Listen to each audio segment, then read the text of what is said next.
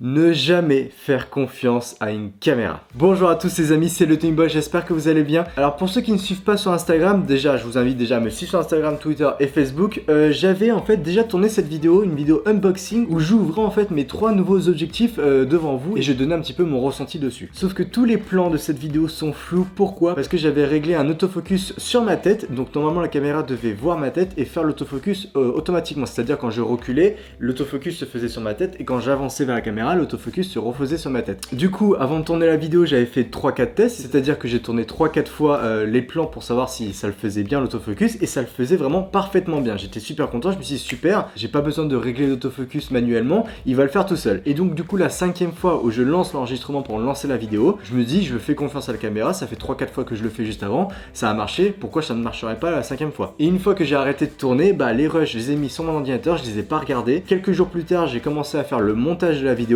et c'est là que je me suis aperçu que tous les rushs étaient flous.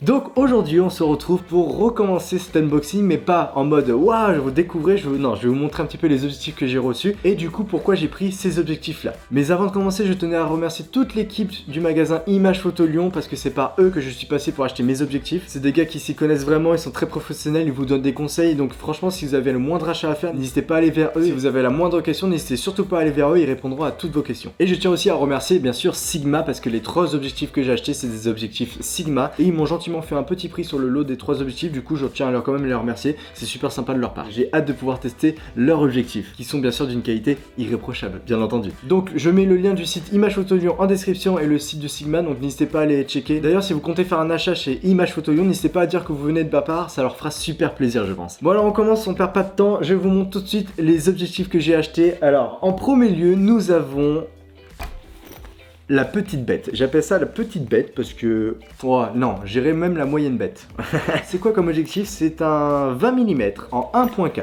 Alors, voici la petite bête, comme j'ai dit. Elle pèse hyper lourd, je trouve. Il est immense. On dirait pas que c'est un 20 mm. Pourquoi j'ai pris un 20 mm? Alors, j'ai pris un 20 mm pour faire de l'astrophoto, donc les photos des étoiles, pour faire des photos de paysages de nature, mais aussi pour mes vlogs. Voilà, comme ça que je tiens une caméra à bout de bras et comme ça vous pouvez bien me voir et voir un petit peu tout ce qu'il y a autour de moi sans avoir un gros plan sur ma face.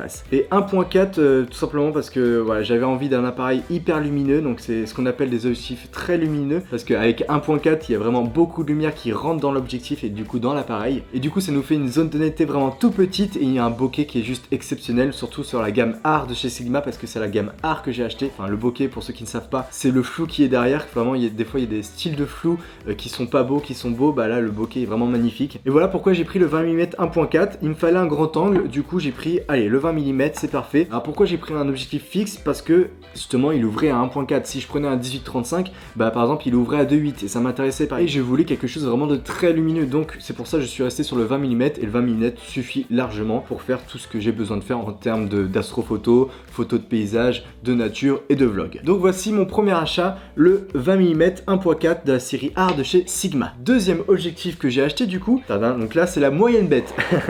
Donc là nous avons un grand angle et maintenant nous avons un objectif standard. Donc un objectif standard, c'est j'ai pris le 24-70 2.8 de chez Sigma, de la série art toujours bien entendu.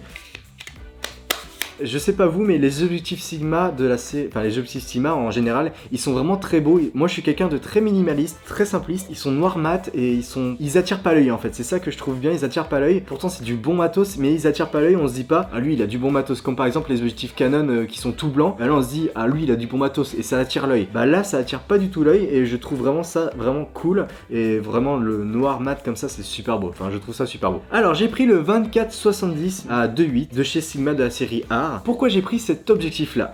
Tout simplement parce qu'il me fallait un objectif standard, voilà, un 24-70, je peux faire du portrait avec, je peux prendre des photos de paysages, je peux prendre des photos urbaines, enfin je peux faire vraiment plein de choses, on peut faire vraiment un peu de tout avec le 24-70, ça zoome un petit peu, donc voilà, on peut zoomer selon si le sujet est éloigné ou pas, et puis en plus il ouvre à 2.8, donc 2.8 c'est vraiment assez lumineux, du coup je trouve ça cool. Et pourquoi j'ai pas pris par exemple le 24-105 de chez Sigma? Parce qu'il ouvrait pas à 2.8, il ouvrait à 4, et 4 ça me semblait comme par exemple lui par exemple c'est le 24-105 de chez Canon, de la série L et il ouvre à 4. Et c'est vrai que quand je l'utilise, il me manque cette petite zone de netteté que j'ai envie d'avoir pour vraiment avoir un beau bokeh derrière, un beau flou derrière. Et du coup c'est pour ça que j'ai pris le 24-70. Je me suis dit pour 30 mm c'est pas non plus négligeable. Au pire je me déplacerai, j'avancerai vers mon sujet. Comme ça 2.8 ça ouvre bien et je peux même prendre des photos de l'astrophoto avec ça parce que 2.8 on peut prendre de l'astrophoto. 2.8 c'est vraiment parfait je trouve d'ailleurs pour faire des photos d'étoiles. Donc voilà, donc il est stabilisé bien entendu, il y a l'autofocus, il est lourd aussi, il est un peu lourd. Donc bien sûr je vais tester les objectifs, mais je me demande si je vais pas galérer au niveau du poids. Alors sachant que quand je tourne cette vidéo j'ai déjà testé le 20 mm 1.4 sur 2-3 shootings et au final même s'il pèse lourd, franchement je crois qu'il pèse,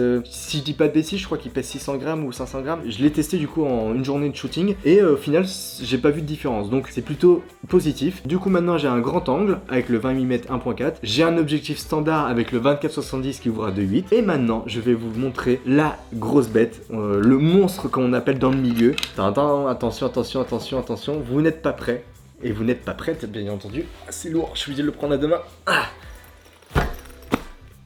J'ai pris un téléobjectif, c'est quoi? C'est un gros zoom, on va appeler ça comme ça. Là c'est le monstre, vraiment c'est un monstre, regardez-moi ça. Oh, bam. Toujours de chez Sigma bien entendu.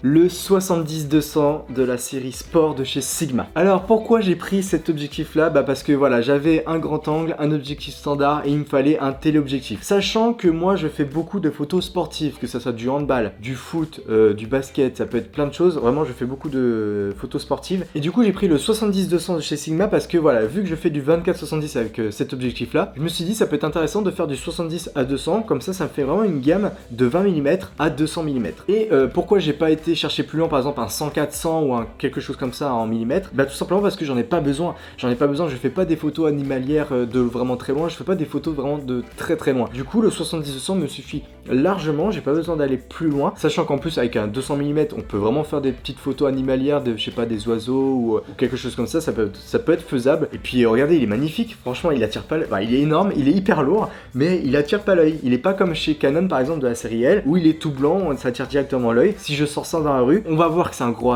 objectif, mais on va pas se dire c'est un objectif de qualité, alors que si. Je suis content, il est stabilisé, il y a plein de boutons, je sais pas encore à quoi ça correspond, faut que je me renseigne sur l'objectif, mais je suis content. Je vais le tester prochainement sur un match de handball. En plus il ouvre à 2.8 constant, donc ça c'est super intéressant d'avoir un tel objectif avec une ouverture constante, surtout à 2.8, c'est super intéressant parce que du coup il y a beaucoup de lumière qui rentre dans l'appareil. C'est pour ça que j'ai pris le 70-200 parce que c'était presque un des seuls qui avait une ouverture constante, parce que les autres c'était soit genre on commençait à 3.5 et on finissait à 5-6 en ouverture, parce que du coup voilà il y a moins de lumière qui rentre quand on zoome et ça j'aimais pas. Et du coup là même en zoomant, il y a autant de lumière qui rentre que quand on dézoome. Du coup c'est ce que je voulais par-dessus tout, c'est ne pas avoir ce problème d'ouverture qui change. Donc voici pourquoi j'ai pris le 70-200 et du coup ça me fait une gamme entière, c'est-à-dire on part sur du téléobjectif, on a du standard et nous avons un grand angle pour faire tout ce qui est astrophoto, paysage, nature. Donc voilà, avec ces trois objectifs, je vais pouvoir avoir un grand champ de possibilités, que ce soit dans n'importe quelle situation, que ce soit des photos animalières, des photos sportives, des photos de paysage, des photos de portrait, de l'astrophoto. Je peux vraiment